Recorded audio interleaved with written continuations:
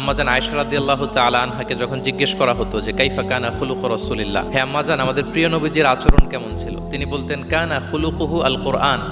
রাসূল সাল্লাল্লাহু আলাইহি ওয়াসাল্লামের আচরণ ছিল কোরআনের আচরণ, মানে পুরো কোরআনে থিওরিটিক্যালি যা বলা আছে আমাদের প্রিয় নবীজির জীবনে প্র্যাকটিক্যালি সেটা করে দেখানো আছে। তিনি যখন মদিনার রাস্তা দিয়ে হেঁটে যেতেন, as if a living Quran is walking on the street, মনে হতো একটা জীবন্ত কোরআন মদিনার রাস্তা দিয়ে হেঁটে হেঁটে যাচ্ছে। কানা খুলুকুহু আল কোরআন। তো উনি কিভাবে মানুষের সাথে আচরণ করতেন? উনি কি হুট করে রেগে যেতেন আমাদের মতো? কর্কশভাষী ছিলেন? বাজে আচরণ করতেন কারোর সাথে? ওনার ব্যবহার দিয়ে, বিহেভিয়ার দিয়ে কখনো কারো মনে কষ্ট দিয়েছেন এমনটি কি আমরা কখনো কেউ শুনেছি?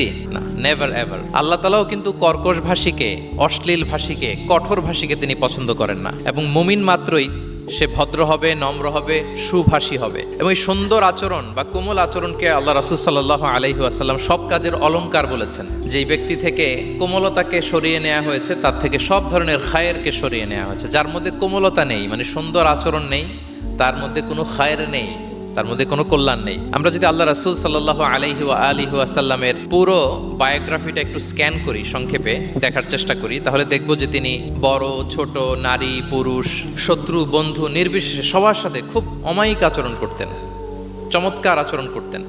এবং রাসূল সাল্লাল্লাহু আলাইহি ওয়াসাল্লামের এই চমৎকার আচরণে মুগ্ধ হয়ে অনেক ঘোরতর শত্রু তার বন্ধুতে পরিণত হয়েছিল। সুবহানাল্লাহ বিহামদি। এবং এত ভালো আচরণের অধিকারী ব্যক্তিত্ব হয়েও তিনি আল্লাহর কাছে দোয়া করতেন যে আল্লাহ, আপনি আমার দেহটাকে, আমার দেহ সৌষ্ঠব, আমার দৈহিক অবয়ব যেরকম সুন্দর করেছেন, আমার চরিত্রটাকে, আমার আচরণটাকেও আল্লাহ আপনি সুন্দর করে দিন। এত সুন্দর আচরণের অধিকারী হওয়ার পরেও তিনি বলতেন আল্লাহুম্মা হাসসানতা খালকি ফাহাসসিন খুলুকি, মানে হে আল্লাহ, আপনি আমাকে দেখতে যেরকম সুন্দর বানিয়েছেন। আল্লাহ রাসূল সাল্লাল্লাহু আলাইহি ওয়াসাল্লামের চেয়েও দেখতে সুন্দর কোনো মহাপুরুষ কি পৃথিবীতে এসেছিল? এত সুন্দর মানুষ হওয়া সত্ত্বেও তিনি আল্লাহর কাছে দোয়া করতেন, আল্লাহ, আমি দেখতে যেমন সুন্দর, আমার আচরণটাও যেন তেমন সুন্দর হয়। আপনারা আয়নার সামনে দাঁড়ালে এই দোয়াটা পড়েন, আয়নার সামনে দাঁড়িয়ে এই দোয়াটা পড়তে হয় যে আল্লাহুম্মা হাসসানতা খালকি ফাহাসসিন খুলুকি, আল্লাহ আমাকে দেখতে যেরকম সুন্দর বানিয়েছেন, আমার আচরণটাও আপনি সুন্দর করে দিন।